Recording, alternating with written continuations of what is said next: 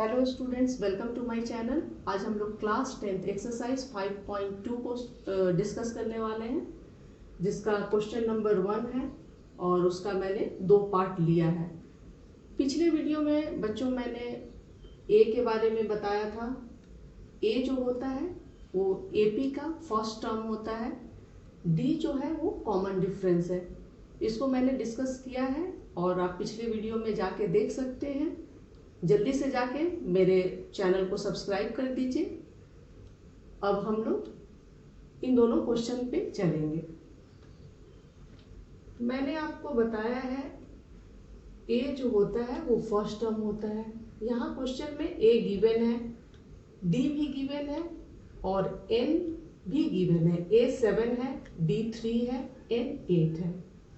और ये जो है ए एन, जिसको nth टर्म बोलते हैं, और ये n जो है, इस n जो नंबर है आपका 8 जो है उसको बतलाता है। इस क्वेश्चन में ये बताना है हमें कि nth टर्म कौन सा नंबर होगा, यानी कि 8वां टर्म जो होगा एपी का वो कौन सा होगा। तो मैंने पिछले जो वीडियो में बताया है उस फॉर्मूला को भी आप यूज करके बना सकते हैं। मैंने आपको बताया था ए सेकेंड जो होगा टर्म ए प्लस डी, थर्ड होगा ए प्लस 2d, ए अब लिखेंगे ए प्लस 3d, ए प्लस 4d। इस तरह आप आगे तक बढ़ते जाएंगे और सीरीज बनेगा ए प्लस 5d, ए प्लस 6d, इस तरह करके चलेंगे। यहाँ जो आपको क्वेश्चन दिया गया है उसके लिए एक फार्मूला होगा जिसको कि मैं भी आपको डिराइव करके बता रही हूँ। तो ये जो आपका है ए जो होगा फर्स्ट टर्म होगा, इसको A1 बोलेंगे। A2 जो होगा आपका A2 होगा A plus D. Second term जो लेंगे उसमें A लेंगे और जो आपका फर्स्ट टर्म होता है, जैसे फर्स्ट टर्म ये है, और जो कॉमन डिफरेंस होगा वो लेंगे A3 मीन्स हुआ थर्ड टर्म। कोई भी सीरीज का तीसरा टर्म जो होगा उसमें हम A प्लस 2d लेंगे। अगर आप फोर्थ टर्म ले रहे हैं, फोर्थ टर्म ले रहे हैं, तो आप यहाँ पर लिखेंगे A प्लस 3d। आप यहाँ देख रहे हैं फोर्थ टर्म मैंने लिया, यहाँ पे 3d लिखा, यानी कि एक नंबर जो है यहाँ पे कम हो रहा है। आप इस तरह अगर आपको टर्म्स निकालना है इस तरह निकाल सकते हैं, लेकिन एक फार्मूला है। जैसे कि मान लीजिए यहाँ पे ए एन है, nth टर्म निकालना है। उस फार्मूला को बनाने के लिए, देखने के लिए आप समझिए, जैसे कि ये ए एन है, आपको वो टर्म निकालना है जिसका कि 8th नंबर, 8वां नंबर जो है, 8th टर्म जो है उसमें कौन सा नंबर आएगा, उसी को हम nth टर्म बोलते हैं। इसके लिए आप ऐसे लिखेंगे, ये a जो है आप a इसी तरह लिखेंगे और यहाँ पे आप प्लस लिखिए। इसी चीज को मैं बता रही हूँ, जैसे a प्लस 3d है, इसको सॉल्व करने के लिए हम कैसे सॉल्व करेंगे। a की जगह तो हम लिखेंगे, और ये जो 3 है, 3 की जगह आपको n लिखना होगा -1, क्योंकि यहाँ भी आप देख रहे हैं कि एक एक नंबर जो है वो डिक्रीज हो रहा है। जैसे मैंने यहाँ 4 लिखा तो यहाँ 3 लिख दिया। तो ये n जो है, n आपका 8 है, 8 में से 1 माइनस करेंगे तो 7 हो जाएगा, n-1, और ये d की जगह आप d लिखेंगे। तो ये फार्मूला बहुत ही इंपॉर्टेंट है, आप इसको समझिए, लर्न कीजिए। लर्न करने की भी आवश्यकता नहीं है, अगर आप समझ जाएंगे तो आप आसानी से कर सकते हैं। ये आप देख रहे हैं ए 4 है, आपको फोर्थ टर्म निकालना है। फोर्थ टर्म में कौन सा नंबर आएगा वो अगर आपको निकालना है तो इस फॉर्मूला पर अगर हम चलते हैं तो आपको एक जो है माइनस करना होगा। एन जो नंबर होगा आप लिखेंगे, यहाँ 4 है, आप 4 यहाँ लिखेंगे, -1 करेंगे। इस तरह इस फॉर्मूला को आप यूज करके जो ये क्वेश्चन दिए हुए हैं उसको आप सॉल्व कर सकते हैं। तो अभी मैं आपको क्वेश्चन सॉल्व करके बता रही हूँ। अब हम लोग क्वेश्चन को सॉल्व करेंगे। यहाँ गिवन है ए आपको दिया हुआ है 7, डी 3 है, n इज इक्वल टू 8। यहाँ nth टर्म निकालना है। nth टर्म का मतलब ये होता है ये 8 जो आपका टर्म है उसका कौन सा नंबर आएगा। अगर 8th टर्म हम निकालेंगे तो नंबर कौन सा आएगा, इस फॉर्मूला को यूज करके हम बनाएंगे। आप यहाँ पे लिखिए, सॉल्यूशन में लिखेंगे an is equal to a plus n-1 d। ये आपको निकालना है, nth टर्म निकालना है। a की जगह आप लिखेंगे 7, n जो है ये 8 दिया हुआ है, आप लिखें 8-1। कॉमन डिफरेंस 3 है, यहाँ 3 लिख देंगे। 7 प्लस 8 में से 1 माइनस कीजिएगा, 7 होगा इंटू 3, और ये आपका हो जाएगा 7 प्लस 21। आंसर हो जाएगी 28। 21 प्लस 7 28। ये आपकी आंसर हो गई। तो इस तरह आप nth टर्म निकाल लिए। इसका मतलब यही हुआ कि 8th टर्म जो है उसका जो वैल्यू होगा, वो जो नंबर होगा वो क्या होगा। तो हमने निकाल लिया यहाँ पे कि 28 है, तो ये हमारा 28 आ गया। अब हम लोग सेकेंड क्वेश्चन को सॉल्व करेंगे। ये सेकेंड पार्ट में आपको ए दिया हुआ है। सेकेंड क्वेश्चन जो है आपका हम सॉल्व करने वाले हैं। ए है आपका -18, डी आपको फाइंड करना है। डी दिया हुआ नहीं है। एन जो है 10 है और A N is equal to 0 यहाँ पे दिया हुआ है। स्टूडेंट्स आप देख रहे हैं a -18 यहाँ मैंने लिखा। d को फाइंड करना है। n है 10 और a n जो है आपका 0 है। इसमें आपको कॉमन डिफरेंस निकालना है। इसी फॉर्मूला को आप यूज करेंगे। a n की जगह आप यहाँ जो 0 है वो 0 लिखिए। a आपका -18 दिया हुआ है,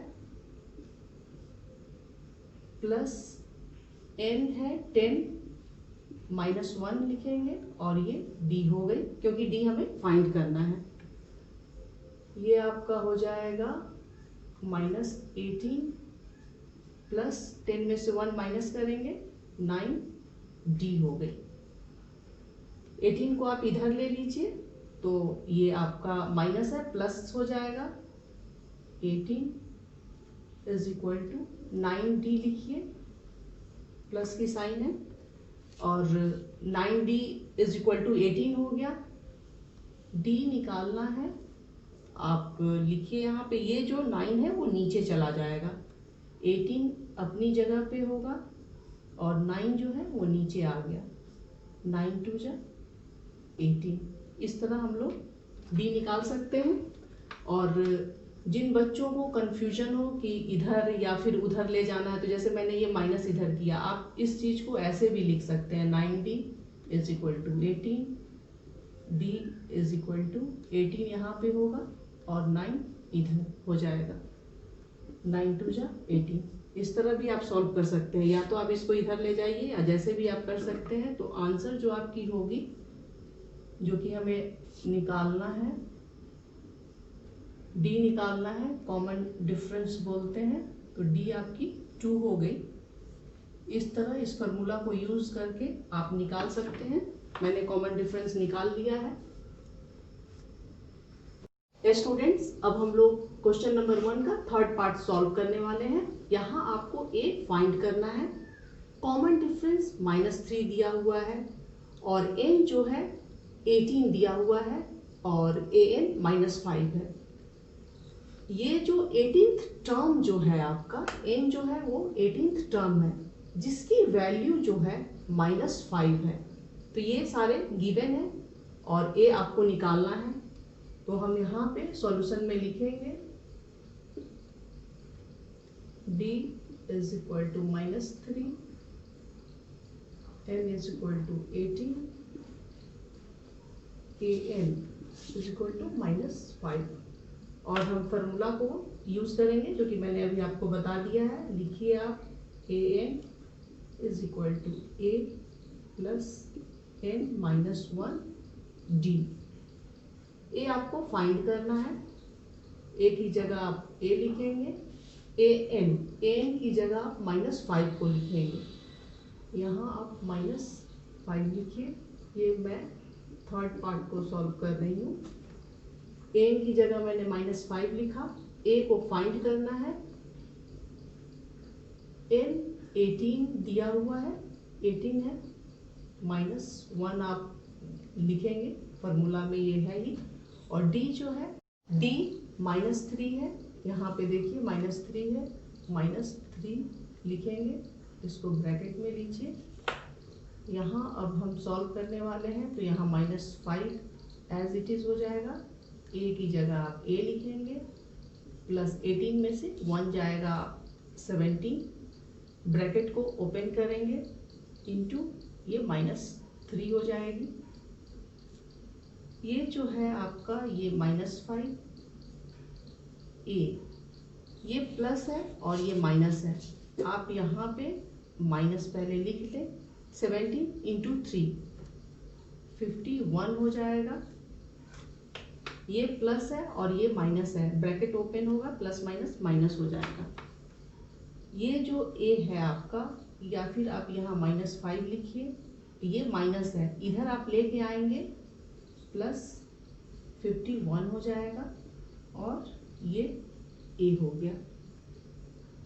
a आपको फाइंड करना है। क्वेश्चन a फाइंड करना है, आप a यहाँ लिखें। प्लस 51 है, -5 है, आपको माइनस करना होगा। बड़े की साइन होती है, यानी कि ये बड़ा वाला नंबर है। डायरेक्ट आप 51 में से 5 माइनस करेंगे, 46 हो जाएगा। और a आपको यहाँ फाइंड करना था, a मिल गया। आंसर जो होगी आपकी 46 हो जाएगी। तो इस तरह हम थर्ड पार्ट को सॉल्व कर सकते हैं। अब हम लोग क्वेश्चन नंबर 4, अब हम लोग फोर्थ पार्ट को सॉल्व करेंगे।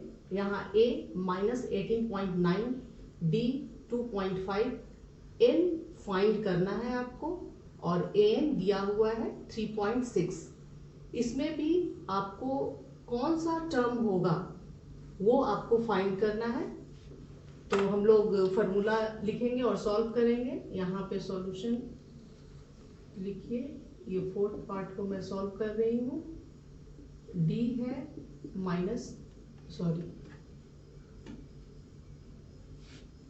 a आपका दिया हुआ है, a लिखिए -18.9, d 2.5। ये टर्म हमको निकालना है कि कौन सा टर्म होगा जिसका वैल्यू 3.6 है। तो टर्म हमें निकालना है और a जो है 3.6 है। पहले आप फार्मूला लिखिए। फार्मूला आपका होता है an is equal to a n minus 1 d। तो पहले आप फार्मूला लिखेंगे, an is equal to a plus n minus 1 d। an 3.6 है, तो यहाँ पे आप लिखेंगे 3.6। a है -18.9 प्लस n नहीं है, फाइंड करना है तो n की जगह n लिखे, -1 फार्मूला में दिया हुआ है। d आपका है 22.5 ब्रैकेट में ले लीजिए। और ये जो आप देख रहे हैं यहाँ पर, ये इस नंबर को आप इधर लेके आइए, तो आप ऐसे लिख सकते हैं 3.6 माइनस है प्लस हो जाएगी 18.9 इज इक्वल टू n-1, और ये आप एज इट इज अभी 2.5 रहने दें। इसको आप ऐड करेंगे तो आपका हो जाएगा, यहाँ पे आप ऐड करके देख लीजिए 18.9, 3.6, ये 5 हो गया, 15 का 5 और 1, 2, 12 का 2 और ये 2, यानी कि 22.5 ये आपका आ रहा है। आप लिखेंगे यहाँ पर 22.5। अब यहाँ आप देख रहे हैं ये मल्टीप्लाई हो रहा है, आप इसको लेके आएंगे तो ये डिवाइड हो जाएगा। आप यहाँ पे ऐसे लिखें 2.5 is equal to n-1। Decimal के बाद एक डिजिट है, यहाँ भी एक डिजिट है, तो आप इसको ऐसे कैंसिल कर दीजिए। 25 9 जा 225 होता है, तो आप करेंगे इस तरह 9 होगा। आप यहाँ देखिए n-1 है, इसको ऐसे लिखिए n-1। 9 आप इधर भी लिख सकते हैं और इधर भी लिख सकते हैं, तो अगर ये -1 है इधर आएगा तो 9 + 1 = n, यानी कि n जो है आपकी वो 10 हो जाएगी। तो ये आपका आंसर हो गया। n जो है ये आपकी आंसर हो गई, और ये इसमें पूछा गया है यानी कि कौन सा टर्म है। इसका मतलब ये हुआ कि 10वां टर्म जो है, जो 10th टर्म है, उसकी जो वैल्यू होगी वो 3.6 होगी। तो स्टूडेंट n और an ये आप समझ लेंगे, कोई भी क्वेश्चन आपसे सॉल्व हो जाएगा। अब हम लोग फिफ्थ पार्ट को सॉल्व करेंगे। a है आपका 3.5, ये फिफ्थ मैं सॉल्व कर रही हूँ, सॉल्यूशन लिखिए आप। a = 3.5, d 0, n = 105 ये दिया हुआ है, और an जो है nth टर्म जो है आपको फाइंड करना है। इस क्वेश्चन में ये है कि 105 जो है फिफ्थ टर्म, 105th टर्म जो है उसकी वैल्यू क्या होगी, वही हमें निकालना है, an निकालना है। इसके लिए भी आप उसी फार्मूला को यूज करेंगे। आप यहाँ पे लिखिए formula an = a + n-1 d। an find करना है, यहाँ कुछ नहीं लिखेंगे। a है आपका 3.5 प्लस n है 105 -1 d 0 दिया हुआ है। स्टूडेंट्स, किसी भी नंबर को अगर आप 0 से मल्टीप्लाई करेंगे उसकी वैल्यू 0 हो जाएगी, उसकी वैल्यू 0 हो जाएगी। आप इसको ऐसे लिख सकते हैं 3.5, माइनस नहीं भी करेंगे तो चलेगा, क्योंकि 105 में से माइनस करेंगे 104 होगा, 0 से मल्टीप्लाई करेंगे 0 हो जाएगा। तो डायरेक्ट आप यहाँ 0 लिख दीजिए, और n आपकी निकल गई 3.5 n आ गया, और ये हमारी आंसर हो गई। और हमें an ही फाइंड करना था, जो कि मैंने फाइंड कर लिया। ये जो है a 3.5 ही है। तो इस तरह आप इस सारे क्वेश्चन को इस फार्मूला पे सॉल्व कर सकते हैं। मैंने आपको बता दिया है। नेक्स्ट वीडियो में अर्थमेटिक प्रोग्रेशन के ही और क्वेश्चंस मैं लेके आऊँगी, और आप तब तक इस क्वेश्चन को प्रैक्टिस कीजिए। प्लीज़ मेरे चैनल को लाइक करें, शेयर करें और सब्सक्राइब करना ना भूलें। Thank you.